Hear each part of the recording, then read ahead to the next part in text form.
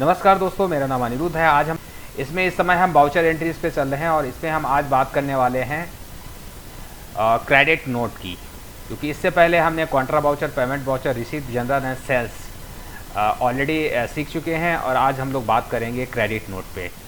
तो समझेंगे credit note होता क्या है और कैसे कब किस तरीके की एंट्रीज के लिए हम लोग क्रेडिट नोट का यूज़ करते हैं।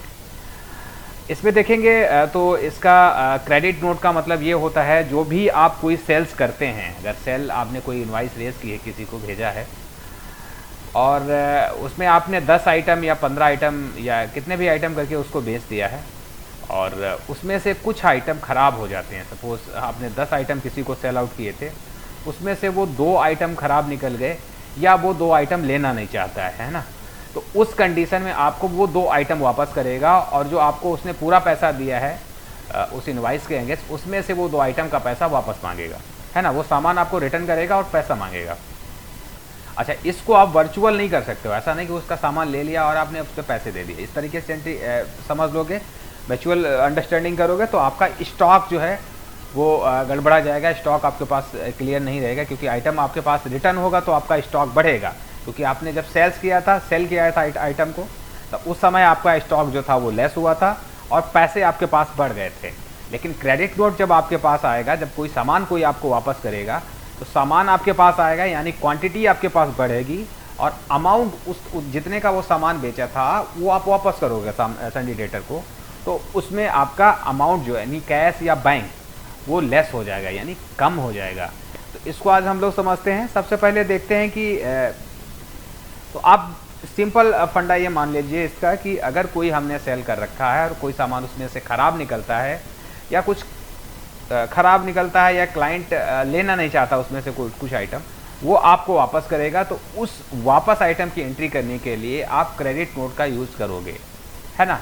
क्रेडिट नोट कुछ लोग इसको सेल रिटर्न भी बोलते हैं, क्योंकि एक तरीके के जो आपने सेल की है उसी का ही रिटर्न आता है, इसीलिए उसको सेल रिटर्न भी बोला जाता है।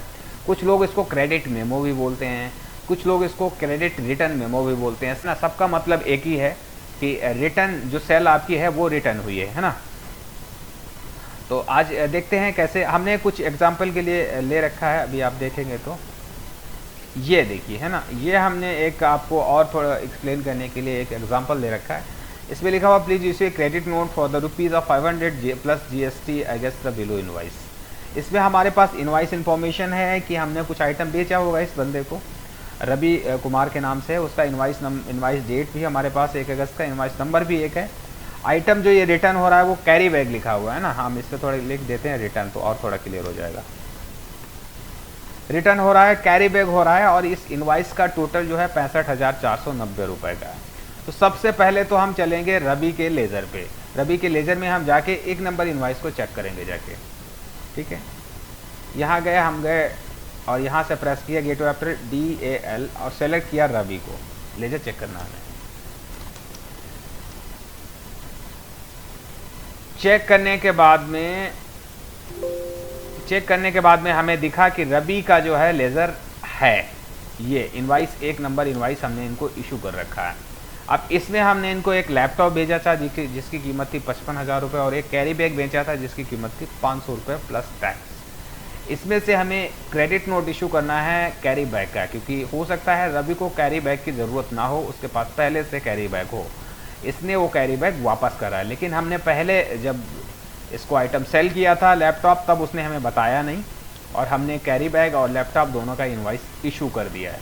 लेकिन इसने पैसे भी हमें 590 रुपये कम दिए हैं कैरी बैग के। आप देखोगे यहाँ पे क्लोजिंग बैलेंस जो है ना वो डेबिट में दिखा रहा है और ये हमारा सिंडिकेटर है और डेबिट में दिखा रहा है। इसका मतलब उसके पैसे हमारे पास एक्स्ट्रा हैं 590 रुपये, जो कि इसके कैरी बैग का ही अमाउंट है, उसने पे हमें नहीं किया। अब हम इसका क्रेडिट नोट इशू करेंगे, ठीक है।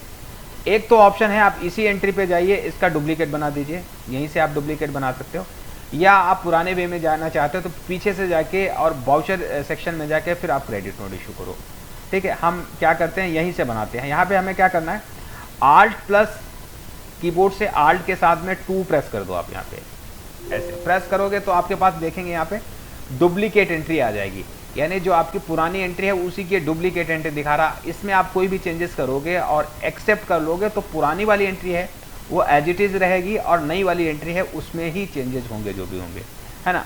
अब हम क्या करेंगे, यहाँ पे क्रेडिट नोट में आ जाएंगे। ये देखो क्रेडिट नोट है, इसका शॉर्ट की Alt Control F8 प्रेस करेंगे कीबोर्ड से तो आ जाएगा, या फिर आप माउस से भी इसको क्लिक कर सकते हैं। क्रेडिट नोट पे हमने प्रेस कर दिया तो ये हमारे पास आ गया खुल के क्रेडिट नोट का वाउचर। हमें क्या करना है, यहाँ पे डेट दे देनी, किस डेट में हमें क्रेडिट नोट इशू करना। हमने डाल दिया 1 सितंबर को हमें इशू करना है क्रेडिट नोट, ठीक है। इनवाइस नंबर हमसे पूछेगा, इनवाइस नंबर जो हमने सेल्स किया है उसका इनवाइस क्या है, इनवाइस नंबर वो हमसे पूछेगा। इसमें हमारे पास है 1 नंबर इनवाइस, हमने 1 नंबर इनवाइस डाल दिया।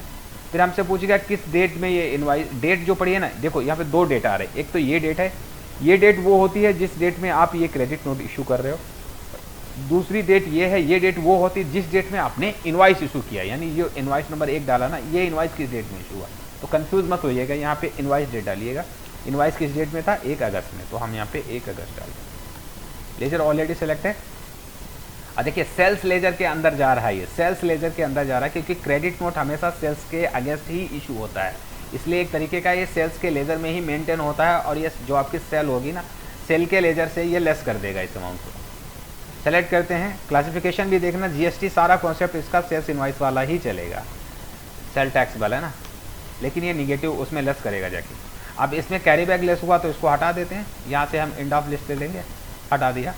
कैरी बैग हमारा आ गया 500 रुपये का एज इट इज़, और हम इसको एक्सेप्ट करा देंगे। CGST SGST बिल्कुल आउटपुट ही लगेगा, ये आपको रिटर्न होगा। आप इसका लेजर CGST SGST का चेक करोगे तो वहाँ पे आपका माइनस में दिखाएगा, ये लेस कर देगा जो पेबल आपका आ रहा होगा।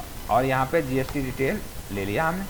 और सेल रिटर्न, आप सीधे इसमें सेल रिटर्न डालो। देखो यहाँ पे ये लिखा है पोस्ट सेल डिस्काउंट है, कुछ डेफिशिएंसी है उसका है, correction in invoice, change in POS, ये कुछ नहीं, आप सीधे इसमें सेल दीजिए। सारे ऑप्शन का अलग अलग मतलब होता है, मैं सबका बता दूंगा आगे।